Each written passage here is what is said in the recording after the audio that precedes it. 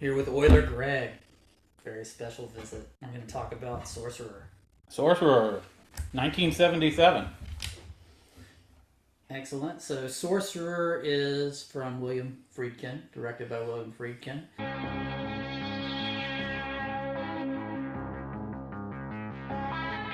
Thing about this film is they do a lot of on location shots in Israel and in South America and in various parts of the States as well.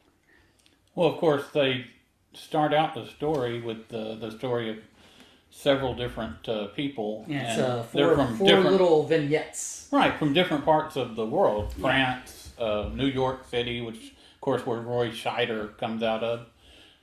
Israel, as you said. And each one of them is in a desperate situation. They've got to, get out of town quick.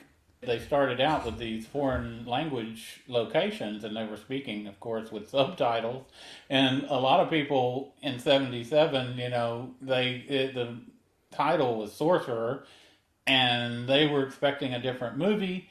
And then they get something with subtitles on the bottom, and a lot of people just got up and walked out without even realizing that the movie was in English, but it started out with that. So he should have maybe started out with Roy Scheider, which I think was the last one he showed. If he had showed that one first in the vignette, he might have done better with the parochial American audience wasn't ready for what he was going to unveil. But this is a major release commercial Hollywood motion picture. It actually is two studios combined on this.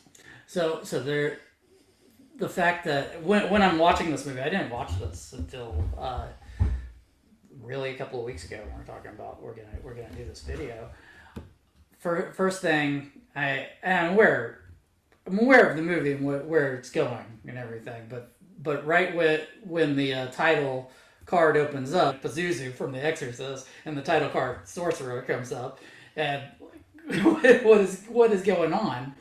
And then you go especially again, from the director of The Exorcist, right? And so we go into the four vignettes and the subtitles. We're not just talking subtitles; these are the least informative subtitles ever that I've ever seen in this type of film, because you would have them go on for a couple of minutes and they'd only tell you part of the dialogue through the subtitles. So it was, I didn't know what was going on. Did I get a different version of this film? I really thought like, oh, I can't watch this if it's all subtitles. I watched this recently with Basil Broketail, and he was highly confused at the beginning of the movie. I didn't tell him what it was about or anything. But brain.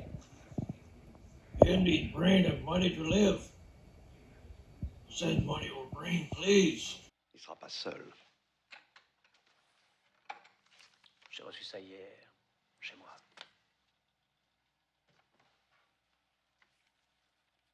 I don't think Friedkin cared.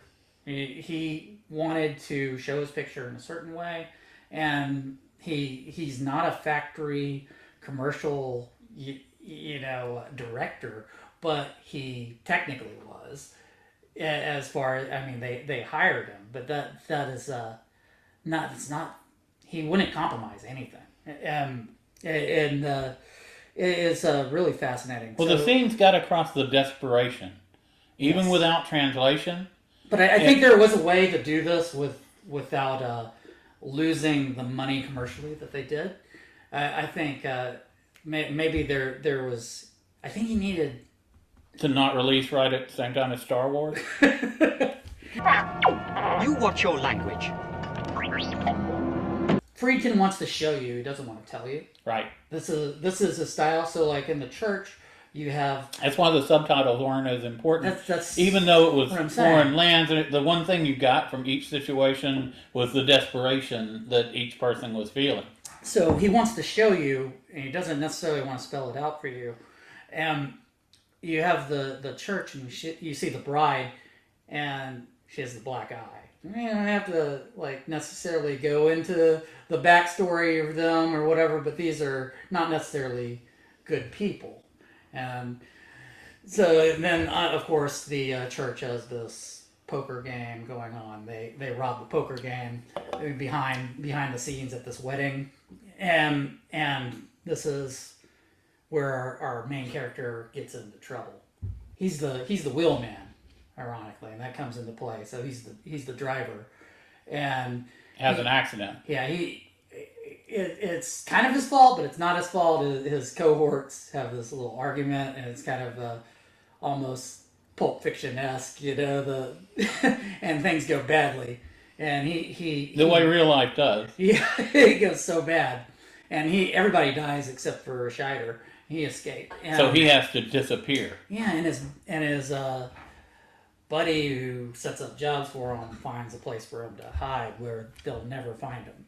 Through this amazing ordeal, driving nitroglycerin, highly old and leaky nitroglycerin through a jungle.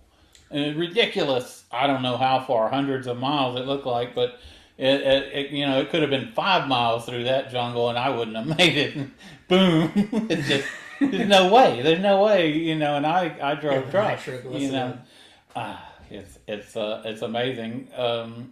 What did you think about after he making through that entire ordeal? At the very end, and he's waiting on his plane, and they at the bar having a beer, and he has a dance with the girl, and who shows up outside but the guy who's going to kill him.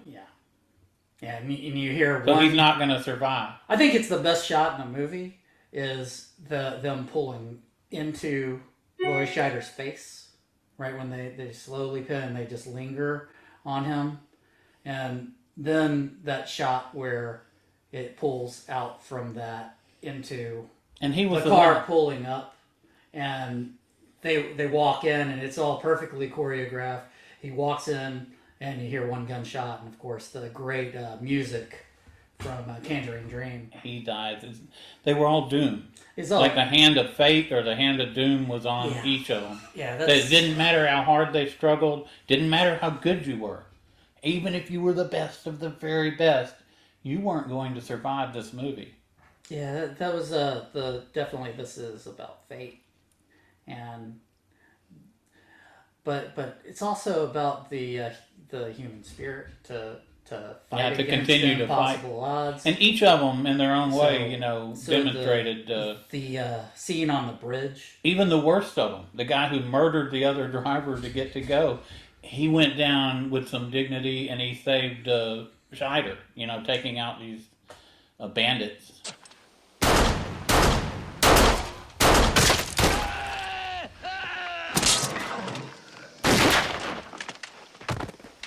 So the glycerin had eased and oozed out of the dynamite.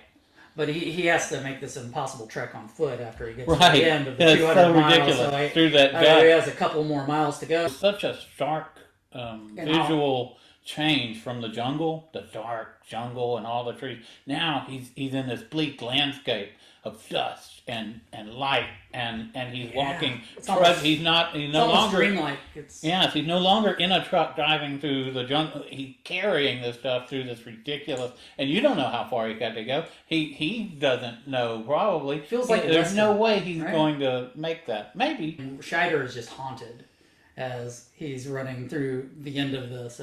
So let's discuss the choice of Roy Scheider as the protagonist in the film. What did you think of his performance? I think I love Scheider in this film, and it's a breath of fresh air compared to who would be cast in this movie today. It would never be someone of Scheider's ilk, We should definitely discuss the casting. But Scheider had just came off of making Jaws, and at least the same year, right? And his police movies from the early '70s as well. I think it was the 7-Ups anyway, he had a number of excellent performances, especially in the '70s. He seemed to be at his zenith of his acting ability. Originally, it was supposed to be Steve McQueen. Steve McQueen. Yes, and that might have given it. I've heard this somewhere. Yeah, so it That might makes have given it the star power and Yeah, the boost it needed not a terrible choice. to be commercially successful. Well, Steve McQueen wanted his girlfriend in the movie, and he wanted her to have a producer credit. Yeah. Which, if you know, like at the time, this was becoming more common. People like Clint Eastwood, remember Sandra Locke? He stood up to that, and he was like, no. And his integrity probably cost him. This was his passion project. You know, he was only able to do this because he had had these successful films previously, especially The Exorcist. Yeah. But This was the time for He- him to he make, was like- he can make whatever he wants. he was like, At no, this time in no, history. Steve, I can't do that. I can't put your girlfriend in the movie Yeah. and give her a producer credit. Friedkin's not going to compromise. No, he This wasn't is not going to gonna compromise. And ironically, it wasn't that long after that Steve McQueen got very sick and died. So It was probably his last chance for a great movie. So this is. I mean, instead of doing stuff like The Towering Inferno. Apparently, everybody caught malaria who went overseas to do this production. Wow. And very troubled production overseas. Friedkin fired everybody that he could except for Scheider, who is actually a producer on this as well. And Scheider actually was upset because he had to always take his buddies to the airport to see him off. After he got fired? Yeah, after they got fired because, so this is a very troubled production, but Friedkin wants things the way he wants things, and they had to redo things over and over again until they got the lighting right. But I mean, this is a very difficult shoot, and audio wise and weather wise, and everything you see on the bridge and that just harrowing trip across the bridge and carrying. I mean, obviously That's some awesome cinematography. that's all shot as is. You can actually see the cables that they're there to hold to keep them, I guess, as safe as possible. But I mean, was not very not safe at all. It takes nothing away from the movie. And this is way before CGI days. The sound design. This is actual giant 2.5 ton trucks, driving through these ridiculous circumstances in this awesome jungle setting. You have to see the movie. If you haven't seen the movie, you should. So did you catch the other Pazuzu reference in the movie? No, what was that? So there are two trucks, and they have there's a couple of references, but the trucks actually have names, and one of the names of the truck is Sorcerer. That's where they get the title. That's where and maybe that's introduced in some of the subtitles that we weren't given. I don't know. In or some of the language. outtakes, deleted scene. I'm not sure. The guy gives the letter to make sure it makes home to his wife, and he gets back in the truck, and him and the Palestinian guy drive off, and as they drive off, you see inscribed on the side of the Palestinian side of I think it may have been like right by the hood. It's a chalked outline of Pazuzu. Wow. Unmistakable. It's just crazy. That's a great reference. Crazy. And you get to the bridge, and the sound design, the wind and everything around them is just like, it sounds like screaming demons. It's like insane. Back in the movie, in between, right after the vignette and before they go on the trip, you have the entire storyline. It shows the desperation of where they are in this little South American country. And it has this weird dynamic of the oil field company and kind of a fascist government and the relationship between them. Right. I worked in the oil field, and we had locations in South America. And, I remember one time we had this giant crate come back from South America and Brazil or somewhere. They didn't say exactly. And we were unloading that thing, and we were working on the air packs and other stuff. At any rate, I looked over, and this very large spider, big spider, size of a pie plate or something, came jumping out and running across the shop floor. And I did not want that thing to nest and spread, dozens of other, who knows, highly poisonous spiders or not poisonous at all. There was only time to react, and I hit it, and when I used a big old 30-pound pack, and I squished it, and little spiders ran out everywhere. And they ended up, being everywhere in the shop anyway. We couldn't get them all, and it wasn't long after that there were all these webs all over the shop. Wow. So we have the Oilfield Adventures. Yeah, the Oilfield guy, the head foreman. I believe that there's a little reference that he was in the Nazi army, or and had made his way over. It's a little interesting dynamic. That's the rumor. I had no idea I was the subject of rumor. Carlos here used to be an ex-Rights Marshal. Right, Carlos? Carlos, haben Sie Scotch, bitte?